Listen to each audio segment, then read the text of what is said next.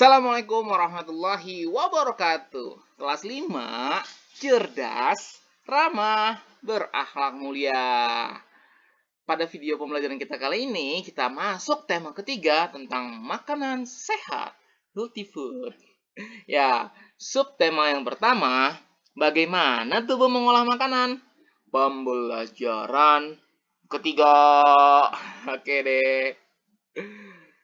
Tujuan pembelajaran kita pada hari ini. Tapi sebelumnya, Pak Guru mau ngingetin materi kita yang sebelumnya.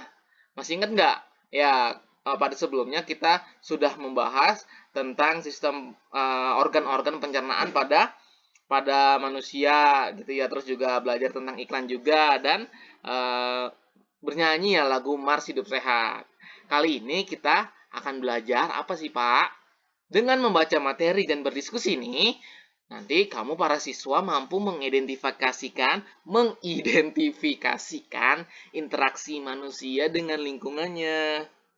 Kemudian tujuan yang kedua, dengan mengamati lingkungan sekitar, siswa mampu melaporkan interaksi manusia dengan lingkungannya dan mendeskripsikan keragaman. Iya, dan yang ketiga, dengan membuat cerita bergambar ya, siswa menyajikan hasil pengamatan tentang keanekaragaman di lingkungan sekitar.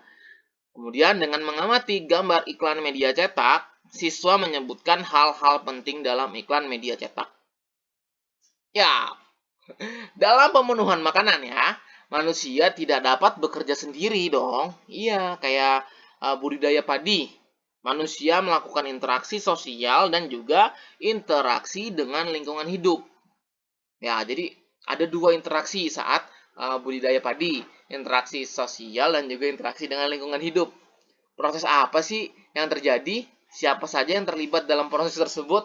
Terus apa dalam proses tersebut manusia berinteraksi sama lingkungan? Masa lo kalau bagaimana sih dengan lingkungan sosialnya? Nah, interaksi sosial.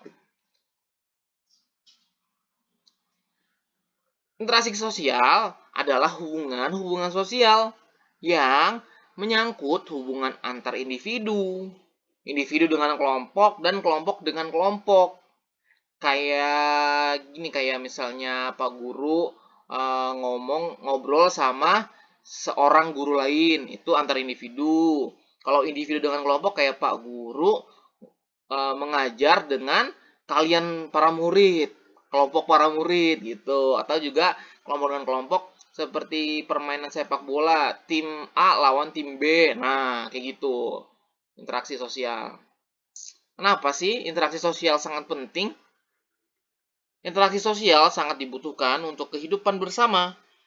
Because, ya, sebab individu tidak dapat hidup tanpa adanya individu lainnya. Iya, interaksi dengan lingkungan hidup selanjutnya merupakan interaksi antara manusia dengan lingkungan yang terbentuk secara alami. Gunung, sungai, rawa merupakan contoh-contoh lingkungan alam. Seperti Pak Guru jalan-jalan, nggak jalan-jalan, hiking, naik gunung. Nah, di situ kan Pak Guru berinteraksi dengan lingkungan alam, dengan pemandangan sekitar, dengan pepohonan gitu. Oke, kita langsung ke tantangan belajar ya.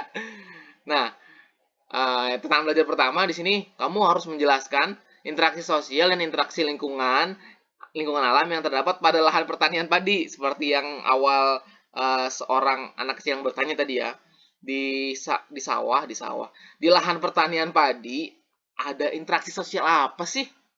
Terus ada interaksi lingkungan alam apa sih? Itu ya. Kamu nanti tulis di kolom komentar yang pertama. Yang kedua, soal yang kedua, kamu amati nih lingkungan sekelilingmu nih. Coba sebutkan interaksi manusia dengan alam yang dapat kamu temukan di sana. Apakah yang tengah dilakukan oleh manusia? Terus apa pengaruh dari kegiatan manusia terhadap lingkungan alam? Maksudnya gimana, Pak? Kan kamu tinggal di rumah kamu ada lingkungan sekitar. Ya, ada apa namanya masyarakat sekitar. Coba kamu amati gitu, kamu pikirkan gitu. Kira-kira di sekitar rumahku itu ada interaksi manusia dengan alam yang seperti apa ya? Apakah masih ada orang yang suka membuang sampah sembarangan? Apakah masih ada orang yang membakar sampah di lingkungan sekitarmu gitu kan? Terus kamu amati, kamu identifikasi itu di sekitar kamu. Terus kamu tuliskan apakah yang dilakukan mereka, para manusia di sekitar kamu. Jadi jangan yang biasa-biasa aja yang kira-kira baik untuk alam atau buruk untuk lingkungan alam gitu. Terus kamu ceritain pengaruhnya apa dari kegiatan manusia tersebut, ya. Oke, kita lanjut. Nanti dua soal ini kamu jawab di kolom komentar. Nah, kita langsung masuk ke tentang makanan pokok nih. Iya, sebagaimana lahan pertanian tadi, padi, yaitu makanan pokok orang Indonesia ya. Kayaknya kalau nggak makan nasi nggak sedep gitu kata orang Indonesia. Udah makan roti, udah makan makanan yang cemilan-cemilan kue-kue, terus ditanya kamu udah makan belum? Belum, karena belum makan nasi. Nah, makanan pokok ya. Sebenarnya makanan pokok itu apa sih?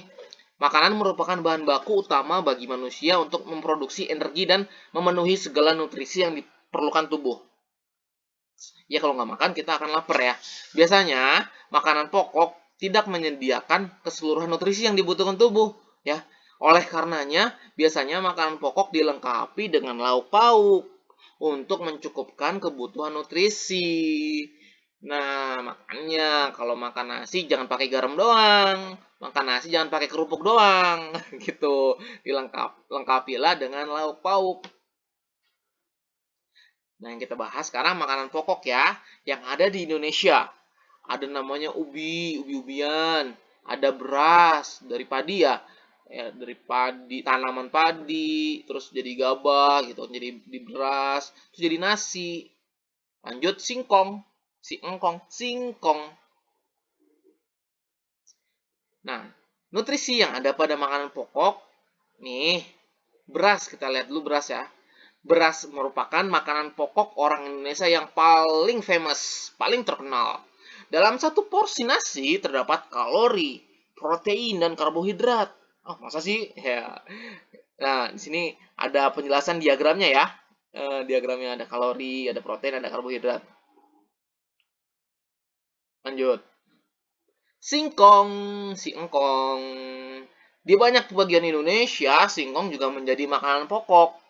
Tumbuhan akar ini bisa diolah menjadi berbagai macam masakan. Ya, ada singkong goreng, keripik singkong, tape ya. Terus banyak deh.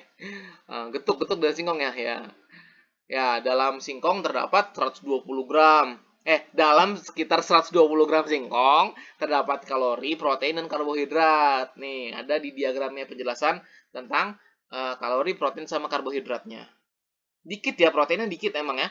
Kalau makanan pokok ini. Lebih banyak kalori dan karbohidrat. Lanjut, ubi. Biasanya ubi banyak dikonsumsi oleh orang yang sedang melakukan program diet. Ya, ubi kaya vitamin A, vitamin C, dan mineral mangan.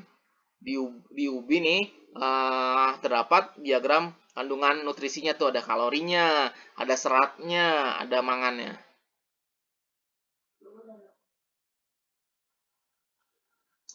Berdasarkan penelitian pada tahun 2010, konsumsi beras masyarakat Indonesia mencapai 100 kg. 100 kg per kapita per tahun. Ketersediaan beras di tanah air pada masa mendatang tidak sejalan dengan laju pertumbuhan penduduk.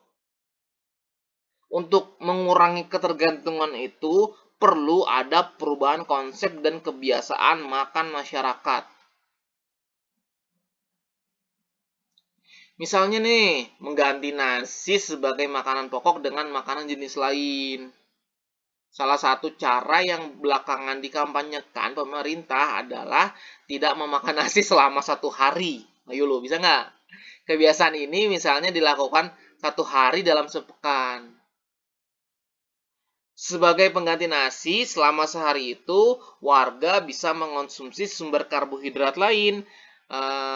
Misalnya jagung, ubi, singkong, talas, kentang, dan sagu. Ya, selain mengganti karbohidrat lain, ya kita lihat ya, benar-benar di Indonesia ini berasnya tidak, pertumbuhan beras sama pertumbuhan penduduknya tidak sejalan gitu. Tadi sampai pemerintah menggaungkan untuk mengganti makanan pokok dalam sehari gitu kan, kampanye gitu. Nah, makanya itu kamu semua, kita semua sih, Pak Guru juga, kalian juga, kalau lagi makan jangan buang-buang nasinya, kasihan ya. Jadi dihabiskan nasinya sebisa mungkin, walaupun sebutir pun nasi jangan sampai tersisa di piring kamu. Untuk mendukung upaya pemerintah tersebut, berikut adalah sebuah iklan tentang singkong sebagai pengganti nasi. Ya, nih singkong, kandungan singkong per 100 gram. Ini salah satu iklan ya.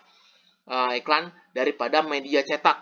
Ya, yang terlihat dua dimensi gitu ya. Kandungan singkong terdapat air 62,5 gram. Ya, sudah bisa kan membaca desimal ya. Koma gitu. Besi 0,7 mg, kalsium 30 mg, fosfor 40 gram, kalori 121 kalori, karbohidrat 34 gram, lemak 0,3 gram, protein 1,2 gram, vitamin B1 0,01 gram. Ada kalimatnya nih di iklannya di bawahnya tuh. Makanlah singkong sebagai pengganti nasi. Solusi makanan sehat, harga rakyat, rasa pejabat. Singkong. Sponsori oleh. Oke, lanjut ya. Tantangan belajar kita yang kedua. Nih yang nomor 3 nih ya. Tadi kan kita sudah melihat iklan tentang singkong. Masih ingatkah kamu dengan unsur-unsur dalam sebuah iklan? Pada gambar iklan yang tadi yang tentang singkong, coba kamu identifikasikan iklan tersebut seperti berikut nih. Nanti kamu tulis kalimat iklannya apa, kata kuncinya apa, terus ceritain gambarnya apa. Bisa kamu jawab di kolom komentar juga ya di bawah. Oke? Jadi ada 3 nomor tantangan belajar kita pada kali ini. Terima kasih. Semoga video pembelajarannya bermanfaat. Dan sampai jumpa di video pembelajaran selanjutnya. Kelas 5, cerdas, ramah, berakhlak mulia. Wassalamualaikum warahmatullahi wabarakatuh.